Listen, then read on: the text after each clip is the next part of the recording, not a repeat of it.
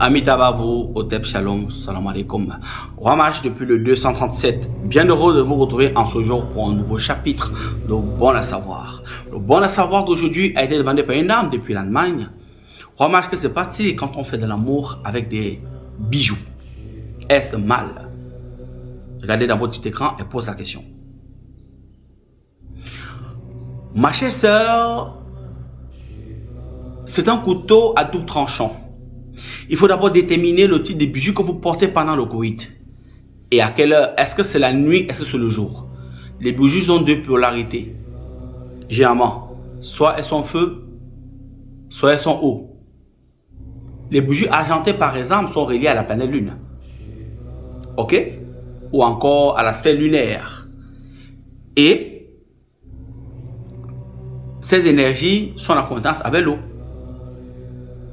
Donc, les bijoux en argent captent des fréquences. Les fréquences d'argent, les fréquences des bonnes vibrations, tout ce qui est bien matériel, etc. L'argent a cette capacité. En fonction maintenant de la fabrication, et même quand c'est simple, les bijoux, elles captent. Parce que les bijoux émettent des vibrations. Maintenant, pendant les rapports sexuels, plus que les rapports sexuels, pendant l'acte, pendant le coït, il y a plus au flux d'énergie. Si vous faites l'amour avec un bijou en argent, la nuit, ok, et que par malheur, vous êtes en lune montante ou vous êtes en pleine lune, les énergies que vous allez partager avec votre partenaire qui est peut-être Y, que vous êtes X, vos bijoux, que ce soit chaînette ou barre ou quoi que ce soit, vont absorber ces énergies sexuelles-là. Et si vous n'enlevez pas avant de rentrer chez vous, c'est-à-dire vous mettez dans un chiffon, de soie, je n'ai pas la couleur pour désactiver ça, vous allez chez vous et ensuite vous purifiez avant de dormir avec votre femme. Si vous avez le malheur de ne pas connaître ces choses et que vous rentrez avec ces mêmes énergies que vous avez données, vous avez pris dehors chez une autre femme, vous rentrez chez vous et que votre femme veut faire aussi l'amour avec vous et que vous partez coucher avec elle avec les mêmes bijoux là, les problèmes que cette femme, la femme de dehors, ok, a généralement, votre femme aura ces mêmes problèmes 72 heures après. C'est comme ça. Si elle est très forte, un peu plus. Ça veut dire que quand le temps va un peu beaucoup plus passer, elle va se retrouver avec des problèmes dont elle ne connaît pas en fait. Même les humeurs, ça va influencer les humeurs. Parce que tu es venu lui donner des énergies. Parce que le coït, pendant le coït, il y a plus et plus d'énergie. Il faut faire très attention. Parce que les bijoux en argent ont la capacité de capter les fréquences, de capter des énergies. Alors, quand vous allez, faites très attention pendant l'acte que vous faites. Par contre, si vous faites l'amour en lune descendante, qu'il n'y a pas une faute, il n'y a pas de présence lunaire, les bijoux vont recevoir ces énergies-là, mais vous n'allez pas les transférer sur votre femme. Elles vont rester en vous. Du coup, si c'est une fille qui est poisseuse, comme on dit souvent, malchanceuse, vous partez avec ces mêmes bijoux sur vous pour aller demander le travail, c'est pas trop pour aller chez les affaires. Vous voyez une promesse qui était proche, qui était presque palpable. Vous commencez, la personne commence à désister, il n'est plus trop là, c'est plus trop ça. Il n'y a pas une vraie raison, mais les choses commencent à vous échapper. Et aussi longtemps que vous l'aurez, si vous ne le purifiez pas, si vous ne le désactivez pas, ça va être pareil. Pire encore si vous avez plusieurs partenaires, c'est-à-dire qu'avec le même bijou au cou ou à la barre ou sur le poignet, vous avez couché 3, 4, peut-être 2, 3 femmes à la même semaine. Et que parmi ces 3 femmes-là, toutes sont poisseuses, peut-être parmi elles, les chanceuses. Déjà, pendant le coït, dans le refus et flux d'énergie, chaque acte sexuel traîne une ancestralité. Chaque acte sexuel traîne une égrégore. Chaque acte sexuel traîne une énergie qui est propre à elle. Et la multiplicité des énergies que vous allez prendre ici et là vont créer un trouble dans votre plan astral, donc des larves qui vont dombrer votre aura. Résultat des courses, vous allez penser que vous avez le contrôle dans vos affaires pour ceux qui jonglent beaucoup avec beaucoup de formes d'affaires. Mais en fait, vous êtes déjà dans les tic-tac, tic-tac, tic-tac, dans les prolongations. Il faut faire très attention, raison pour laquelle il faut connaître les techniques de purification.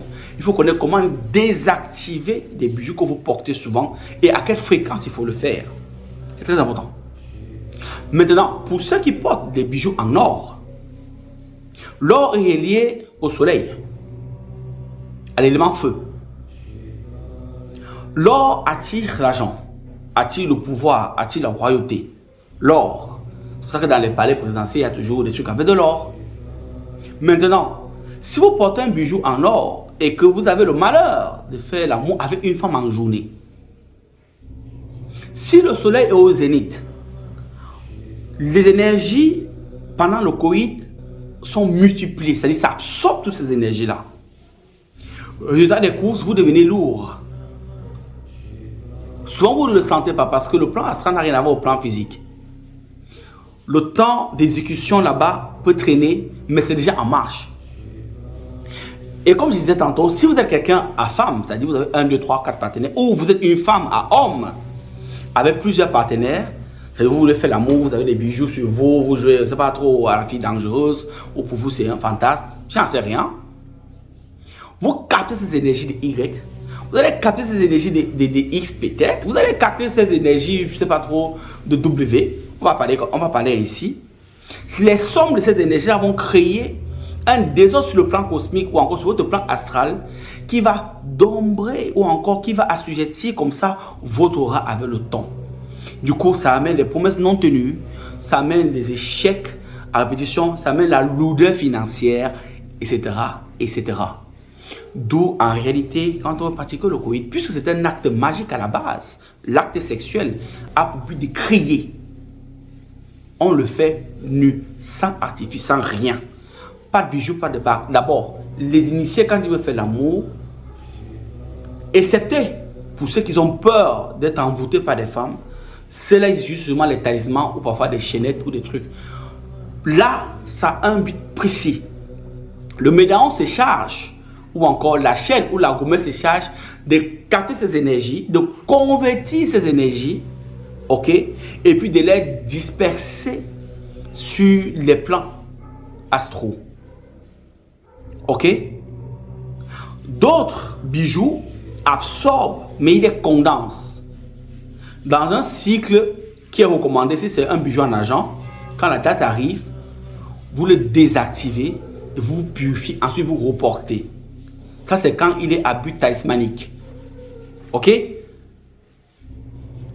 Mais par contre, si c'est juste à but de prestige, je ne sais pas trop, de beauté, ça va absorber ces énergies-là, ça va garder, ça va entasser, ça va accumuler. Ça va accumuler même pour si vous êtes une femme qui avait accouché avec plusieurs hommes et que tout le temps on fait l'amour, ça fait le même bijou, ça fait pareil. Et si vous avez le malheur de prendre ces bijoux, de les garder à la maison, soit proche, peut-être les femmes généralement ont des boîtes à bijoux, parfois certains hommes aussi, et parfois dans la même boîte à bijoux, ils mettent de l'argent. Ça va bloquer les finances. Beaucoup là vont se reconnaître. Pas les finances bloquent. Tu vas voir, il y a les contrats que tu attendais, les versements d'argent, ça commence à bloquer. Ton truc est déjà sale, c'est lourd. Tu bloques le fluide d'argent. L'argent, c'est un fluide. C'est pas comme si tu versais de l'huile et de l'eau. L'huile va monter en haut. On sent que l'argent est très fluide.